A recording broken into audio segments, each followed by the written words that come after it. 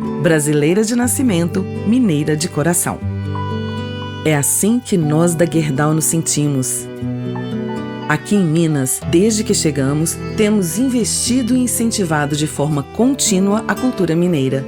Somos mantenedores do Museu MM Gerdau, localizado na Praça da Liberdade, ajudando na conservação de uma das edificações históricas mais importantes do nosso estado. Mais de 1 milhão de pessoas já passaram pelo museu, levando educação e conhecimento para qualquer lugar.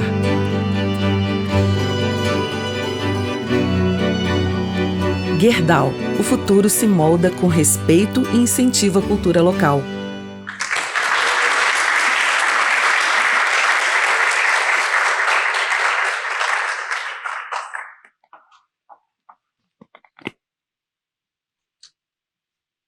Boa noite, tudo bom? Então, estamos aqui com a doutora Meira Souza. Para quem não sabe, ela é minha mãe, então vai ser uma noite muito especial. Eu estou muito feliz de ter sido convidada para ser mediadora aqui. E quem conhece a minha mãe sabe o quanto que ela é uma médica diferente. E ela prega muito o fazer uma medicina diferente. E eu queria que ela contasse para a gente um pouquinho quando que ela começou a entender que a medicina precisava ser diferente. Boa noite, muito grata pela presença de vocês. Eu sei que nós estamos saindo da pandemia, ainda é muito desafiador estarmos juntos, mas eu estou absolutamente feliz de vocês estarem aqui, tá? Então, eu comecei a pensar numa medicina diferente antes de ser médica, tá? Porque mesmo enquanto estudante, eu já me questionava o modelo de medicina atual, onde existe um investimento muito maior em tratar a doença do que tratar o doente. E esse foi um incômodo que me acompanhou pela vida toda, sabe? A questão da gente não perceber a inteireza do ser que sofre. E hoje, com o livro 12 Atitudes para Viver Feliz em Equilíbrio com o Seu Peso, eu celebro 30 anos de carreira, onde eu ando sempre um pouco fora da curva, olhando para além da dor, buscando entender como que se constrói a doença para desconstruí-la e construir saúde. Então, nesses 30 anos de carreira que você teve, você hoje trabalha com clínica de dor. Mas você nem sempre trabalhou com clínica de dor, você se especializou em anestesiologia. O que fez você fazer essa transição da anestesiologia para a clínica de dor? Uau! Olha bem, gente, a gente não ensaiou. O que acontece? Eu gosto de gente.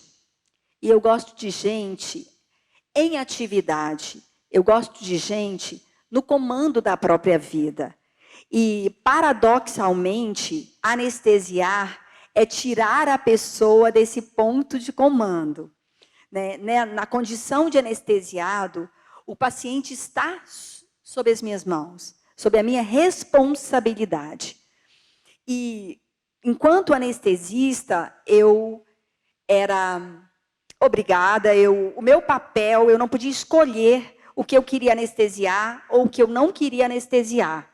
O meu papel era anestesiar e quem definia o procedimento cirúrgico era o médico, era o cirurgião. E muitas vezes eu olhava para o evento cirúrgico e pensava assim, ai, mas será que precisa operar? Será que esse paciente não consegue tratar? Será que ele não consegue melhorar com outra atitude? E essa vulnerabilidade do paciente me incomodava muito. Aliás, eu sou sagitariana, cavalo de fogo. Então, vulnerabilidades me incomodam muito. Muito, muito mesmo. E do mesmo jeito que eu não gosto de ser vulnerável, eu não quero que o meu paciente seja vulnerável. 12 atitudes para ser feliz em equilíbrio com o seu corpo, com o seu peso, perdão. Falamos de peso nesse momento. Por que falar de peso se você é clínica de dor? Uau! Olha bem, as pessoas que me conhecem sabem que eu tenho uma clínica de tratamento de dor. E eu me orgulho de dizer que eu tenho uma visão além da dor. Porque a dor, ela é somente a ponta do iceberg. A dor é a conversa brava do corpo com a pessoa que está sentindo, para dizer assim, epa, olha aqui, você está sofrendo, o que você vai fazer com esse sofrimento? Mas quando a gente começa a entender o processo que levou à dor, a gente entende que o paciente tem algum pilar desconstruído. Então, eu passei a me nomear, né, que eu fazia tratamento de dor e construção de saúde. Porque em toda dor eu encontrava algum caminho equivocado. O pilar da alimentação, o pilar da respiração, o pilar da postura, do pensamento, do sono. Eu sempre, ao conversar com o meu paciente, ao estabelecer uma relação mais próxima do paciente, ao não querer apenas prescrever um analgésico, eu encontrava algo que estava por baixo dessa história da dor, que podia ser construído, melhorado, para que esse paciente não tivesse a dor. E o sobrepeso, ele causa muitas dores. Ele causa muitas dores físicas, como artrose, artrites, problemas de coluna. Ele causa polineuropatia diabética. Ele causa muitas dores físicas. Mas a dor emocional, o sofrimento que o sobrepeso causa, ele muitas vezes ele é muito maior do que o problema físico. E diante da minha sensibilidade, da minha vontade de fazer algo pelo paciente, ao escutar de um paciente, por exemplo, ele me dizer que ele preferia não ter um braço a ser obeso, eu, Meira, não podia me calar diante disso. Porque isso é uma tradução de uma dor muito intensa, é uma tradução de sofrimento. Então, sendo eu uma pessoa em condição de fazer algo, era muito difícil não fazer algo. E aí, o algo que eu fiz está aqui. Esse é meu algo. Porque eu não posso me calar diante de tanta dor que eu vejo com sobrepeso hoje. E esse é meu algo, eu estou muito orgulhosa desse algo que eu construí para mudar essa história. Por quê? A pergunta da Sofia é muito pertinente, porque o sobrepeso, ele causa sofrimento. Mas a forma como a sociedade trata o sobrepeso também causa muito sofrimento. Então, a gente tem vários pontos de sofrimento. A forma como a sociedade encara o sobrepeso, a forma como a sociedade marginaliza o sobrepeso. E muitas vezes a pessoa nem está incomodada com ela, mas a sociedade se incomoda com ela. A forma como a medicina propõe terapêuticas para tratar o sobrepeso, não respeitando o caminho, não respeitando as vulnerabilidades, não respeitando individualidades. Eu tenho um incômodo com a percepção de onipotência da medicina, de que ela tem o poder de tratar a doença. Ela pode até ter o poder de tratar a doença, mas ela não tem o poder de transformar a pessoa que está doente. Então, é por isso que na clínica de tratamento de dor, da clínica de tratamento de dor, eu comecei a me ocupar muito da questão do sobrepeso. Muito obrigada. E nós vivemos em uma época onde a informação é muito acessível para a gente. Eu acho que todo mundo que já quis perder 1 quilo, 2, ou às vezes até mais, 20, 25 quilos, já olhou na internet alguma forma de perder esse peso. O que faz do seu livro a ferramenta ideal para que as pessoas percam esse peso de maneira saudável? Olha bem, teve um paciente que me perguntou assim, ô Meira, o que esse livro seu tem de diferente? Aí eu virei para ele e falei, nada. Falei para ele, o livro não tem nada de diferente. Aí, como assim, Meira, que você está lançando um livro por uma editora super bacana, né, está fazendo uma divulgação super legal do livro, e tem a coragem de me falar que o seu livro não tem nada de diferente? exatamente isso. Meu livro não tem nada de diferente.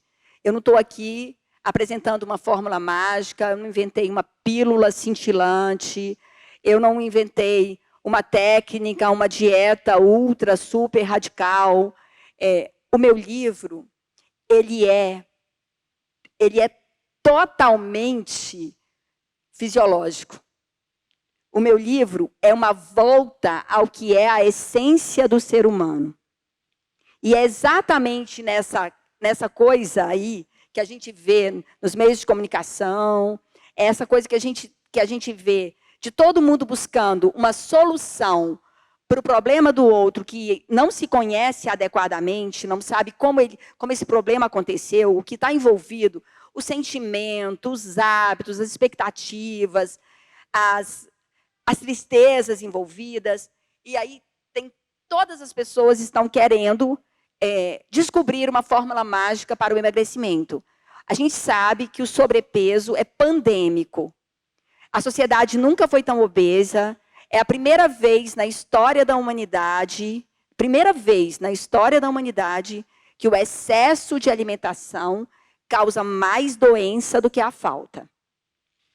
Então, assim, as indústrias, a medicina, os paramédicos, todo mundo está gastando uma super energia para tentar descobrir uma fórmula mágica que emagreça as pessoas. E no meu livro, eu não tenho essa proposta de uma fórmula mágica que emagreça as pessoas.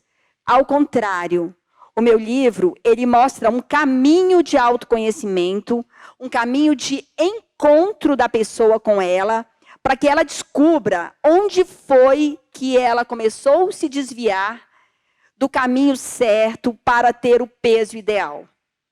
E, ao longo de 30 anos trabalhando e vendo pacientes que operam, vendo pacientes que tomam medicamentos muito agressivos, que fazem dietas muito restritivas, que emagrecem, que ficam muito magros, que engordam de novo, que engordam com menos músculos ainda.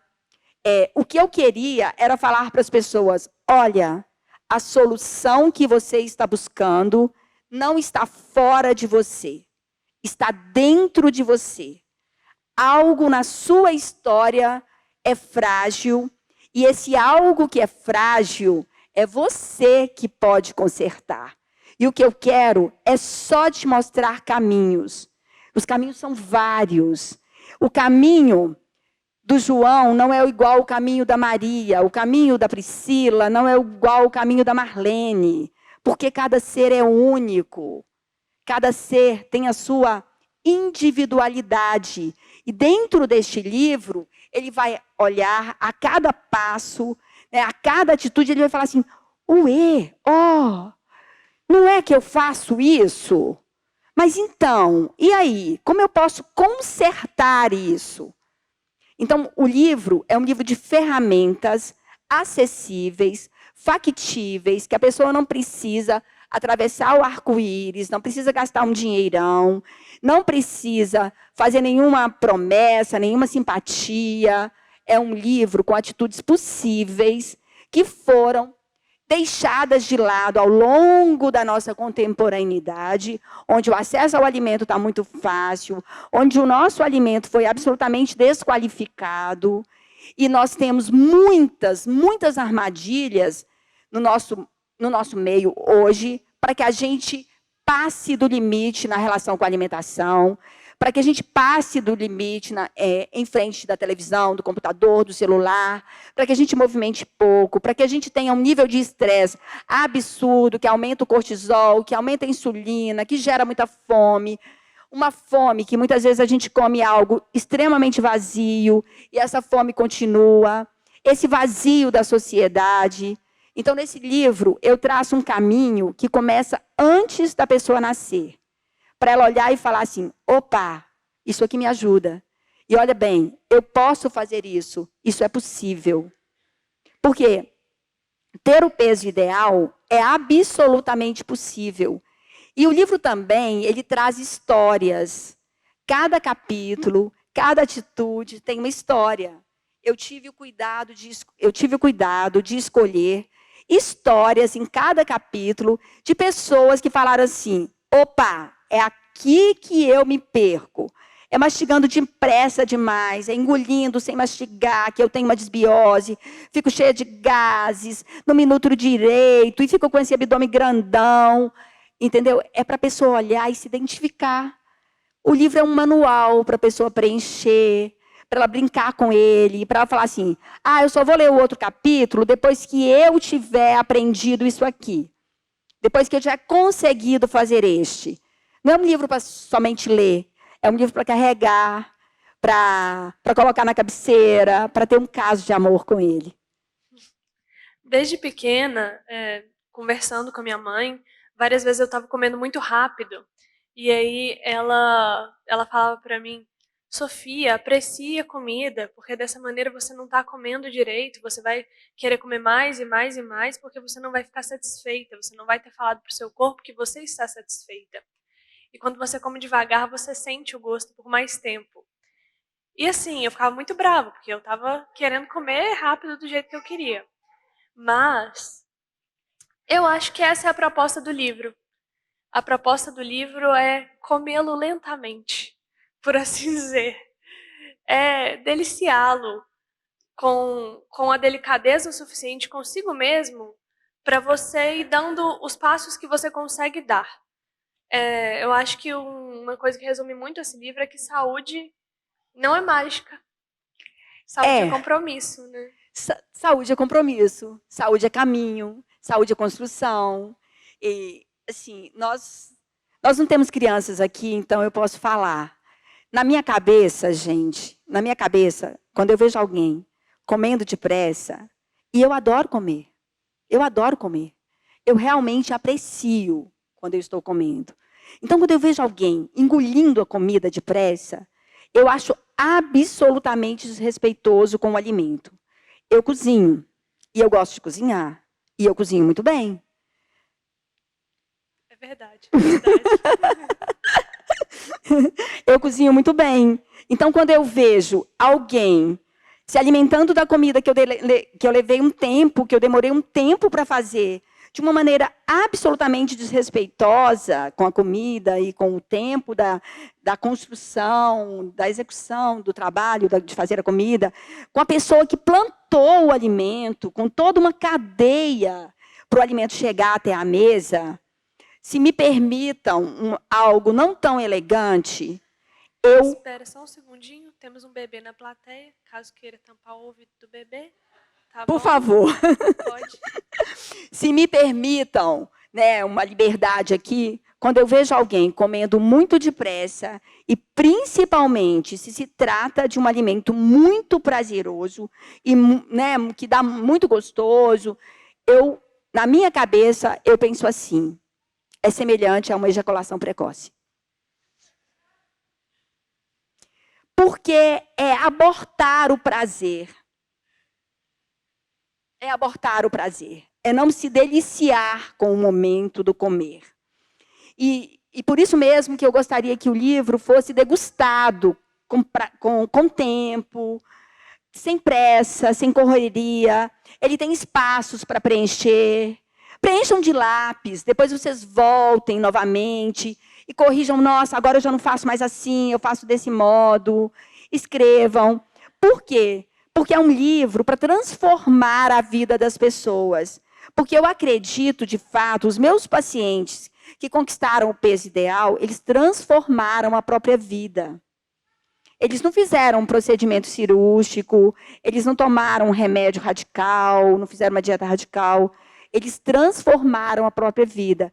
E o poder de transformar vidas, ele é muito mais prazeroso, né? Ele me dá muito mais alegria do que eu ter o poder de ter a vida do paciente nas minhas mãos. Eu ser instrumento da transformação que ele mesmo vai fazer, me agrada, me alegra muito mais do que o meu papel de anestesista, onde eu me apossava da vulnerabilidade dele. Acho que isso hoje me alimenta muito mais, cria uma rede de gratidão muito grande, é muito próspero. Isso me faz muito bem como médica. E eu estou, assim, absolutamente feliz de construir este livro, absolutamente feliz porque nem todas as pessoas podem ir ao meu consultório, mas livro tem asas, né? E ele pode ir longe, longe, longe. E quando nós estávamos, né, fazendo o livro, porque a Sofia deu arte para as minhas palavras, né? O que eu pensava era exatamente isso, que eu pudesse entregar um pedacinho da minha intenção de saúde para as pessoas que estivessem com o meu livro, para as pessoas que estivessem lendo o meu livro. A minha intenção amorosa de que as pessoas consigam ser saudáveis, porque ser saudável é muito bom. A doença, ela é muito triste, e o mundo está muito doente. Então, eu gosto muito de investir em saúde. E eu acho muito curioso, porque somos humanos, temos sentimentos, temos medos, temos inseguranças, e crescendo muito num meio médico, é possível observar que às vezes o médico ele tem o desejo da doença, o desejo de que as pessoas não estejam saudáveis, o desejo de não ajudar verdadeiramente o paciente por um medo da falta. E eu acho muito generosa a percepção de que cada um precisa ser cuidado de uma maneira que só cada um pode se cuidar. De que não existem médicos o suficiente para acolher todas as pessoas do mundo. E que as pessoas precisam ter essa iniciativa de saúde. Eu queria abordar só mais uma coisa que a gente fala muito de sobrepeso no livro, a gente fala muito de sobrepeso aqui. Sobrepeso é uma coisa que é muito visível, é uma coisa muitas vezes incômoda para a pessoa que está com sobrepeso. Às vezes, visualmente, é difícil de evitar o olhar quando a pessoa tem muito sobrepeso.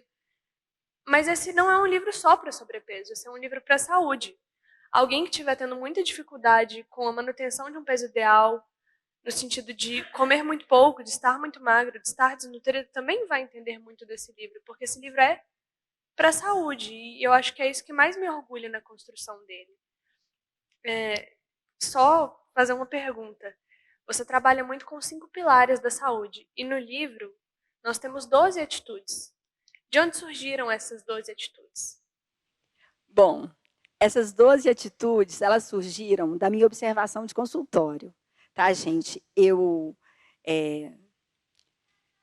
observo os meus pacientes, eu os clico.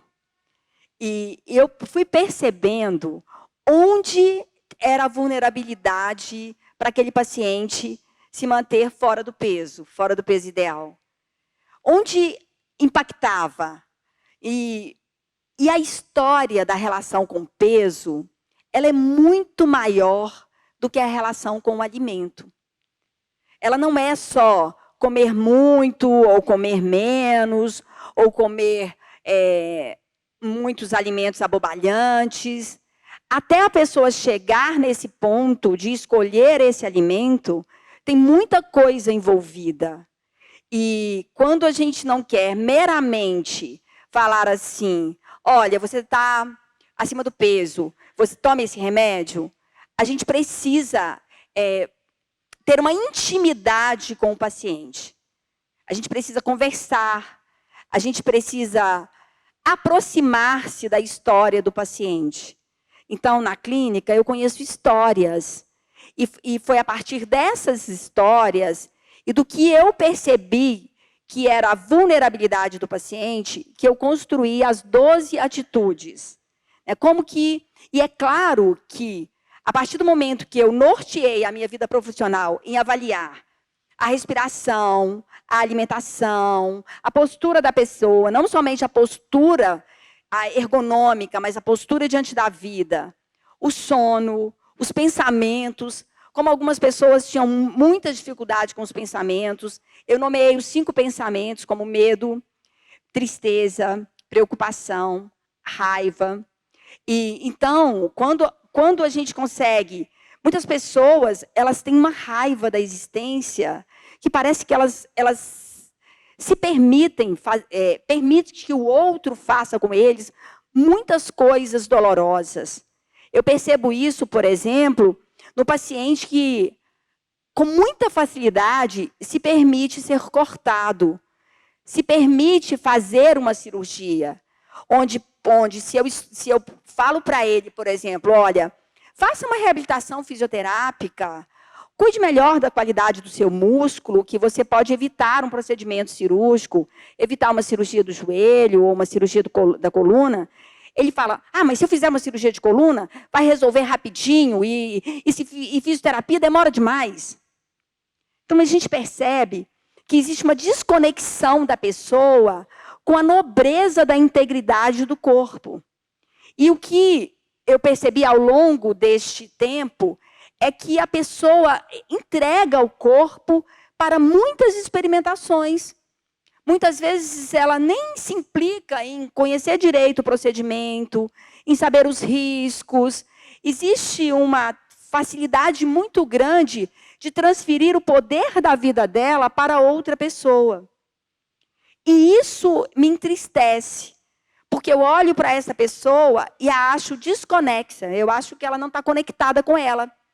Então, quando a gente cuida do paciente de verdade, a gente vai percebendo, eu vou percebendo, que ele vai se conectando com ele e se conectando com a história dele. E é muito sério isso, porque aí o paciente descobre que está casado com a pessoa errada, que está fazendo um trabalho que não é digno, que o desrespeita, que está perdendo noites de sono, e que quando perde noites de sono, fica estressado e no outro dia quer comer sua porcaria. Entendeu? E aí a pessoa começa a entender que ela está muito desviada do caminho de saúde. E eu falo muitas vezes que saúde não é sorte, doença não é azar, é caminho. E tem que ser caminho consciente. E é essa consciência que eu tento colocar aqui nas 12 atitudes. São 12 atitudes, com 12 tarefas, com 12 casos clínicos, e com coisas que todas as pessoas podem fazer. Não tem nada assim, olha, eu vou ter que fazer uma MBA, uma pós-graduação, para poder fazer o que a doutora Meira falou aqui. Porque saúde, gente, é simples. Só que o que é simples nem sempre é fácil, mas continua sendo simples. E muitas vezes, como a doença é altamente rentável, a tendência da medicina, né, e das profissões relacionadas com saúde é complicar o simples para que fique caro, para que fique distante, para que fique impossível, para parecer que a pessoa só vai ter o peso ideal se ela comprar aquele remédio que vem de não sei onde, que tem que ser importado. Então, essa complexidade, ela tem um objetivo muito ligado ao capitalismo, que é o desejo de atingir aquilo que é muito impossível. Então, quando eu falo de peso ideal, né, para ser feliz em equilíbrio com peso, eu não estou esculpindo uma modelo, eu não estou falando das pessoas magérrimas que desfilam por aí, não estou falando do modelo agora hipertrofiado por hormônios. Eu estou falando de uma condição onde a pessoa está saudável, onde o peso não está gerando hipertensão, não está gerando diabetes, não está gerando problema de coluna, não está gerando neuropatias, não está gerando artroses, onde ela se olha e está feliz com ela. E esse peso não é um modelo pré-programado, que todo mundo tem que entrar na mesma forma. Pelo contrário, essa forma que as pessoas tentam criar e tentam enlouquecer as outras, querendo entrar nessa forma, ela é absolutamente adoecedora. E tem muitas pessoas que são altamente desejáveis como modelo de peso ideal, de peso equilibrado, que estão muito doentes, porque elas mantêm esse peso às custas de muitos suplementos, de muitas cirurgias, de muitos preenchimentos.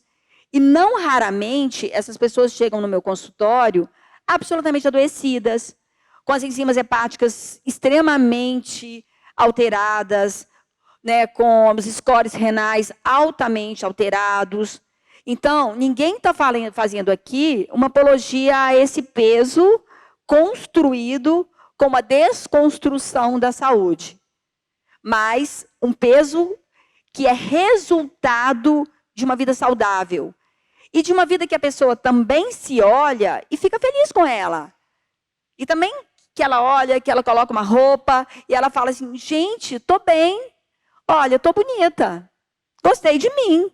Porque isso também determina a saúde. Né? Isso também vai determinar autoestima, ela mais equilibrada para o trabalho. Então, a construção desse livro, ela foi muito delicada, porque eu fui avaliando o que se desconstrói, e muitas vezes a pessoa não percebe, quando ela está com sobrepeso, ela só quer uma fórmula mágica, e nessa loucura, eu acho que em nada na clínica, eu observei tanta vulnerabilidade e tanto paciente se sujeitando a algo que faça muito mal, que seja muito perigoso, como na relação com sobrepeso. Por isso o livro. Né? E as 12 atitudes, eu não vou ficar aqui dando spoiler, mas elas bebem na fonte dos 5 pilares, mas eu falo do risco do abdômen abaulado, né? Da questão intestinal, do quanto a gente não pode ter uma relação descomprometida com nada. A gente não pode ter uma relação descomprometida com nada. A gente não pode ter uma relação descomprometida com o nosso sono, com o nosso alimento, com as nossas relações. A gente tem que ser comprometido com a gente. Muito bom. A gente vive num tempo, eu creio que eu, mais do que as gerações que vieram antes de mim, muito rápido. Tudo acontece muito rápido, a gente vê transformações muito rápidas, a gente está sempre conectado com muitas coisas, a comida chega muito rapidamente na nossa casa, tudo que a gente quiser é muito veloz. E num mundo de velocidade, eu entendo que deve ser muito frustrante ter que fazer um processo. E talvez eu esteja fazendo uma pergunta um pouco desafiadora, mas como se manter firme em um processo que muitas vezes o resultado não vai ser rápido, apesar de ser o resultado sustentável? Bom, o que acontece? Realmente, a maior parte das pessoas que tomam uma medida que não vai ser bacana no futuro, que não será sustentável, ela toma essa medida pela promessa do emagrecimento rápido.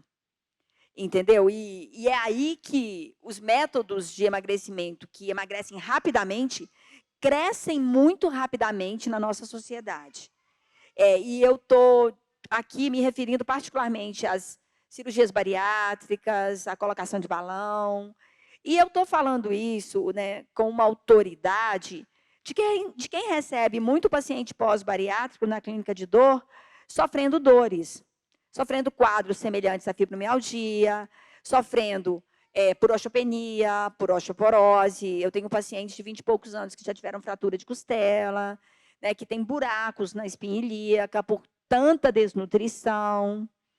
Então, essa questão do resultado rápido, ela é exatamente a cilada.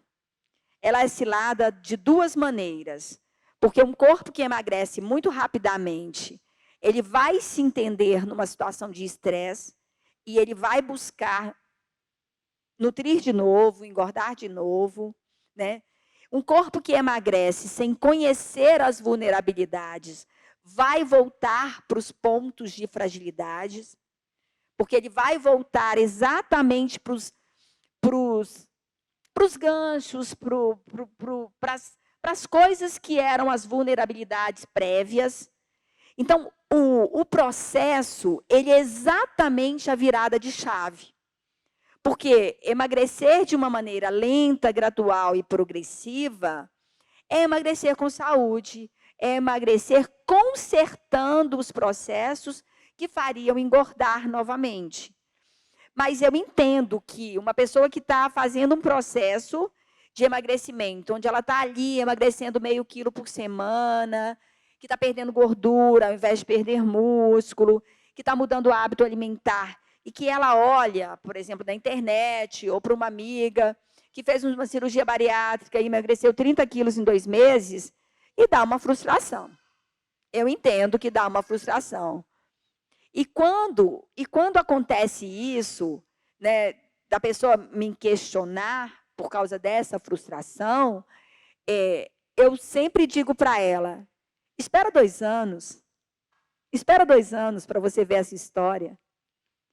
Porque é exatamente isso que você está falando. As pessoas elas enxergam o aqui e agora. Mas na clínica de tratamento de dor, eu enxergo depois. Quando o aqui e agora já não está mais tão glamuroso. Quando a pessoa já teve o reganho, quando ela perde músculos, quando ela precisa ir à clínica porque ela não tem proteína, porque ela tem que fazer ferro injetável, porque senão ela não consegue nutrir. Quando a gente batalha e não consegue nutrir esse paciente com nutrição oral, e precisa fazer nutrição venosa, porque o paciente não tem condição de absorver. Então, muitas vezes, a nossa sociedade, Instagram, internet, só mostra a festa, não mostra o pós. Né? Então, o que eu falo para o meu paciente é, avalie como você está se sentindo. Conecte com você e veja se você está se sentindo bem. Porque é no sentir-se bem que está o caminho da saúde. Só que isso é tão cruel, que eu escuto muito dos pacientes. Ah, doutora, eu quero ficar magro. Para eu ficar magro, eu tenho que fazer sacrifício. Eu não importo de fazer esse sacrifício. Se você estiver fazendo sacrifício para ficar no peso ideal, está errado. A vida não pode ser um sacrifício constante, né? E uma hora você vai ter que manter esse peso. Exatamente. Eu entendo que é semelhante a pegar uma bola bem grandona e segurar essa bola no fundo da piscina. Você fica lá fazendo uma força para segurar, fica fazendo uma força para segurar, fica fazendo uma força para ficar numa dieta muito esquisita, fica fazendo uma força, muitas vezes, para tomar um remédio que dá náusea, que tem vontade de vomitar, que se sente mal. E aí, uma hora, quando você distrai e solta a bola, ela vai muito longe, muito longe. Então, eu entendo que esse é um processo que é delicado, que precisa ter um vínculo da pessoa que está passando por esse processo com o profissional, com a pessoa que está acompanhando, com a família. Ela precisa de uma rede de apoio. Eu falo em rede de apoio no livro. Eu falo de conexões no livro. É importante criar essas conexões. É importante a gente se desconectar do que não é saudável para a gente. Eu vejo no consultório muito sobrepeso por causa de bebida alcoólica. E uma pessoa que está ficando com sobrepeso por causa de álcool, talvez ela precise mudar de grupo para ficar no peso ideal. E está tudo certo mudar de grupo, porque não está certo a pessoa beber demais, ter esteatose hepática, ficar hipertensa, sentir dor de cabeça. Está tudo certo procurar uma turma que queira o que ela quer, uma vida saudável. Sim, a gente já vai abrir para perguntas. Eu só queria encerrar com um questionamento que eu acho que não pode deixar de ser feito. Quais foram os seus desafios na hora de passar o seu conhecimento para o papel, na hora de construir o livro? Uau! O meu desafio foi eu descrevo esse desafio como andar de salto altos, com uma saia justa, carregando uma bandeja de taças de cristais, numa corda bamba entre 2 arranha-céus. Por quê? Porque eu sou médica. E, como médica, eu tenho pares que que escolhem fazer uma medicina um pouco diferente da medicina que eu escolho. E eu não tenho partidos. Eu acho que cada caso é um caso.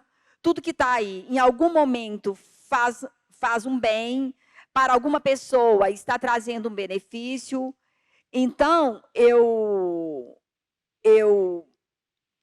transitar nessa questão do que eu queria entregar sem ser mal interpretada, dizendo que eu acho que hoje a gente desiste muito do caminho e passa para uma intervenção muito rapidamente, e uma intervenção que muitas vezes tem riscos ainda imensuráveis, mas sem criar um mal-estar, respeitando o meu paciente que quer fazer a construção, mas o que também não dá conta de fazer a construção, porque não é o momento dele, mas dizendo para ele, olha, quando você quiser fazer a construção, existe o caminho. Então, esse lugar tênue, esse lugar inseguro de perceber o paciente que precisa, que quer, que deseja e que precisa estar no peso ideal, e falar para ele, olha, pode ter um caminho diferente, porque muitas vezes eu recebo pacientes com problemas de coluna, que eles optam por fazer uma cirurgia bariátrica, porque eles falam assim, porque o ortopedista falou que o meu problema de coluna é o meu peso. Então, eu resolvi fazer uma cirurgia bariátrica. Eu falei, gente, mas antes você tinha um peso que sustentava a coluna, agora você não tem nem músculo. Porque, geralmente, ele volta com uma dor muito pior. Então, conseguir colocar a minha percepção deste olhar, sem parecer arrogante, sem parecer que eu detenho uma verdade absoluta, mas somente convidando as pessoas a terem outro olhar, né, a pensarem de uma maneira diferente, a buscarem algo de maneira diferente. Esse foi o grande desafio, sabe? Passear politicamente sobre esse tema muito delicado, e dizendo, olha, tá tudo certo se for assim. Está tudo certo se nesse momento, o seu momento não for esse de dar conta de construir, de construir um processo certo, mas não desista de tentar, não desista de você, não desista de fazer novas tentativas, né? E olhe para o outro lado. E, principalmente, o que eu queria mesmo, era dar esse poder à pessoa. Porque o poder de ter o peso equilibrado e ficar feliz com o peso está em cada um, não está em nenhuma técnica. E era isso que eu queria fazer, desabrochar na pessoa, fazer ela perceber, mas de uma maneira delicada, que não fosse de uma maneira dura, rígida, autoritária, sabe? Que fosse assim, ó, estou aqui, vamos? Eu creio que você foi bem-sucedida. O público poderá dizer depois, você provavelmente vai ser procurada. E foi uma delícia a gente poder conversar aqui, poder dissertar um pouquinho sobre o livro. Mas eu acho que agora vamos trazer o público para participar aqui com a gente. Alguém quer fazer alguma pergunta, gente, para ela?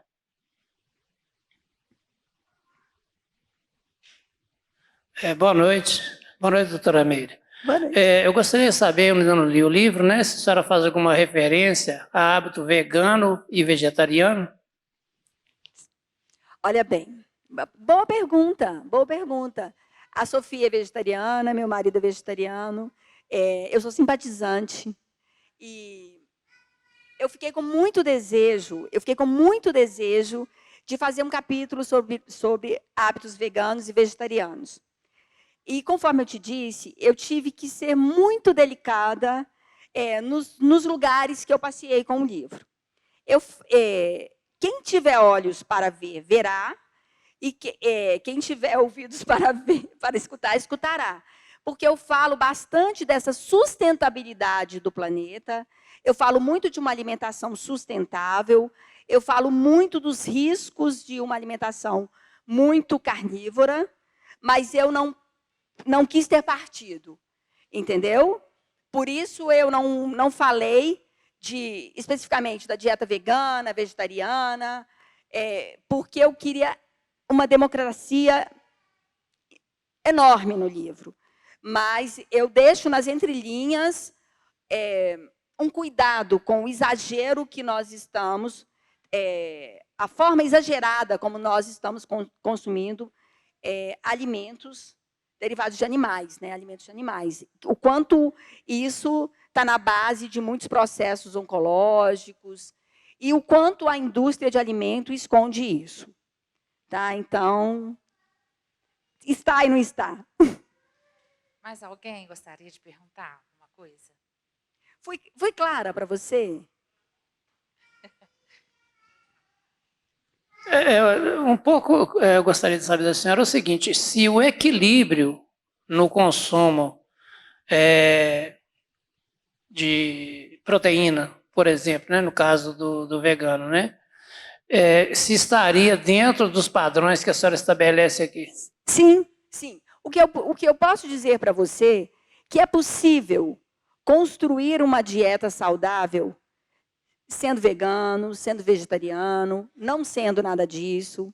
É possível construir uma dieta saudável com qualquer escolha que você faça, desde que você faça realmente uma alimentação saudável. Tá? A gente não encontra proteínas só nos animais, de jeito nenhum. Nós temos vegetais muito, muito proteicos.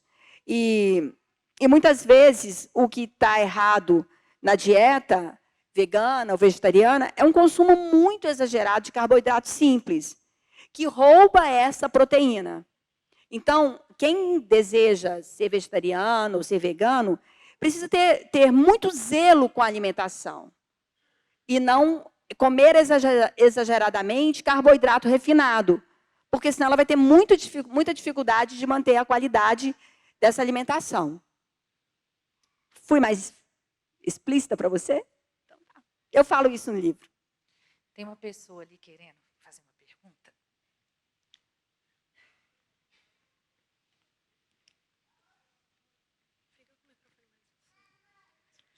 Doutora Meira, você sempre foi desafiadora mesmo, né? Isso é uma constatação, um elogio a você. Você sempre desafiou, né? Em todas as suas posturas. Isso me encanta em você, né? A partir de uma médica que cuida da dor, dizer que operar, né? Cortar, não é a primeira palavra nunca, muito antes, pelo contrário, me fez encantar muito pelo seu trabalho, sempre. E, nesse seu novo projeto, o que eu quero saber, até dando continuidade à outra pergunta, né, dos veganos e dos vegetarianos, eu já transitei por todos esses lados aí de dietas e de remédios e de tudo. Eu queria saber o seguinte, nos seus 12 pilares também, você vai, obviamente, trabalhar todas essas questões, mas eu quero entender assim, e o low carb e etc. também tá previsto aí nos 12 hábitos que você fala, enfim, porque hoje, né, virou moda, né, o low carb, o vegetariano, o vegano, enfim. E a alimentação, ela precisa ser, como você falou, simples, né? Agora, como pensar sobre isso aí? Eu quero também entender um pouco sobre, dentro desse contexto, o que você pensa do low carb. Doutora Meira, completando aqui a fala da Inês, eu ouvi você falando aí com uma assertividade que vai fazer ler esse livro de forma diferente. A sua postura foi de uma assertividade, parabéns. Amo vocês. Amo vocês. Olha bem, eu, assim, do alto da minha modéstia, eu falo uma coisa a respeito da minha clínica. Eu falo que a nata da grande BH se encontra na minha clínica. A nata está aqui, gente. Os meus pacientes são absolutamente especiais. São pessoas críticas, são pessoas sábias, e o universo me traz pessoas maravilhosas, encantadoras, que eu aprendo com eles todo dia.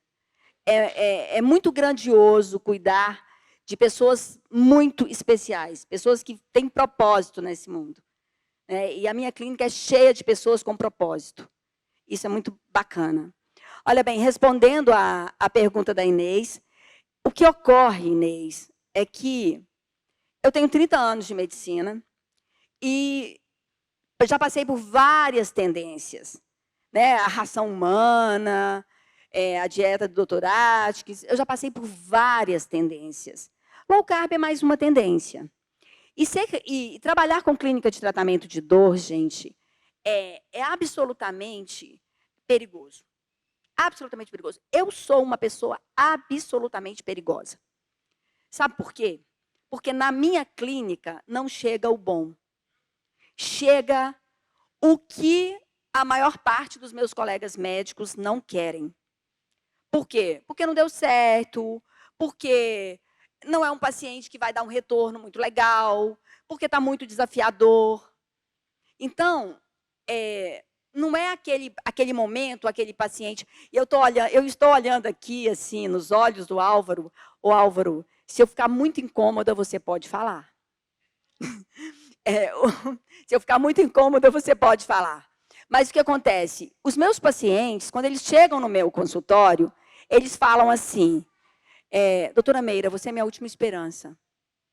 E o que isso tem a ver com o low carb da Inês?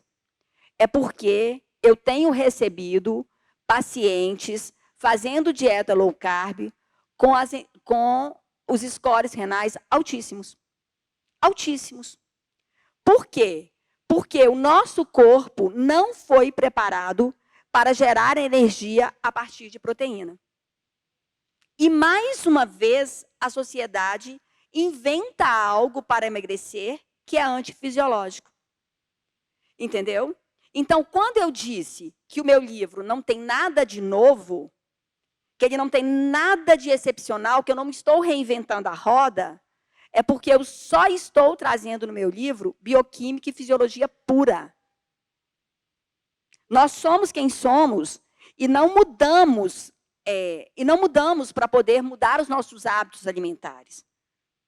Então, a pirâmide alimentar, que coloca alimento energético na base, ela é a pirâmide da Organização Mundial de Saúde, porque a Organização Mundial de Saúde não está interessada em ganhar dinheiro emagrecendo ninguém. Ela está interessada em desenvolver saúde. Se eu começo a usar muita proteína e fazer energia com proteína, e criar energia com proteína, eu realmente vou gastar mais energia, eu vou dar mais trabalho para o meu corpo, e o meu corpo vai perder peso. Antes de perder gordura, eu queimo o glicogênio do músculo.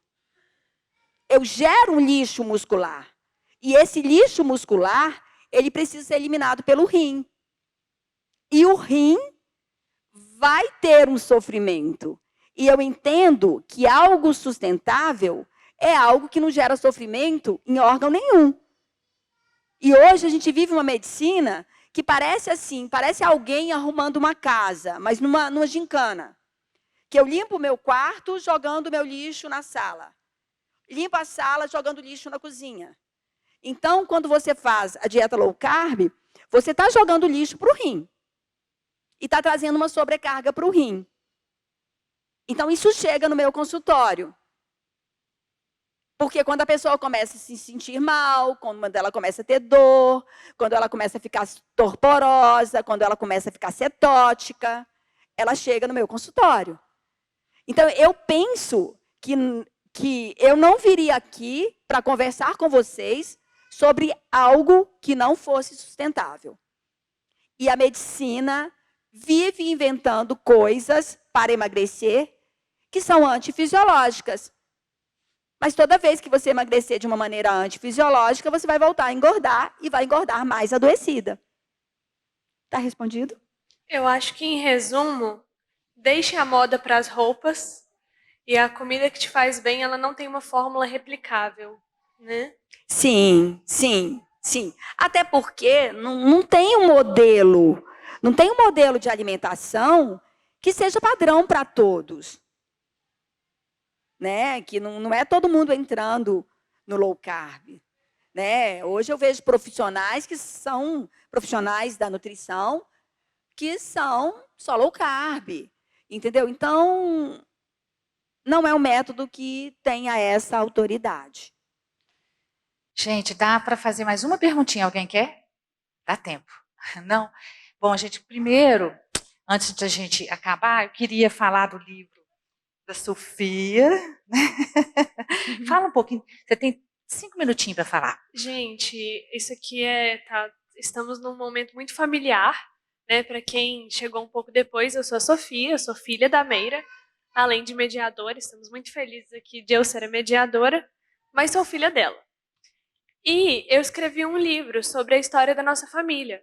Para quem não sabe, eu tenho um irmão adotado e ele não pôde estar presente hoje por um desvio de logística assim muito trágico, mas ele é o meu melhor amigo e me foi proposto escrever essa história num momento onde eu estava com a vida muito fragilizada. E essa história ela me trouxe um eixo muito grande. Ela é contada do meu ponto de vista. No livro é uma garotinha que chama Amanda, quando ela recebe um menino em casa chamado Marcos. E aí eles vivem muitos desafios, porque o Marcos é um menino de rua, ele não é aceito onde ela vive, e aí ela é exposta a muitos conflitos que ela ainda não entendia.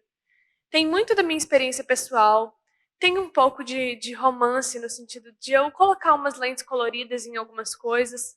A personagem entende várias coisas mais rápido do que eu pude compreender na vida real, mas eu acho que a vida tem um tempo que os livros ainda não conseguiram perceber. E eu sou muito grata pela oportunidade de ter escrito esse livro, de ter publicado esse livro. E sem a minha mãe, ele não teria existido. Então, quem tiver interesse de ler também, é só me procurar que eu falo um pouquinho mais dele. E os livros estarão lá em cima para ser autografados pelas duas, tá? E eu quero agradecer. Você quer fechar? Quero fechar. Isso. Olha, assim como a Sophie disse que o livro dela não seria possível se não fosse por mim, este livro, este aqui, gente,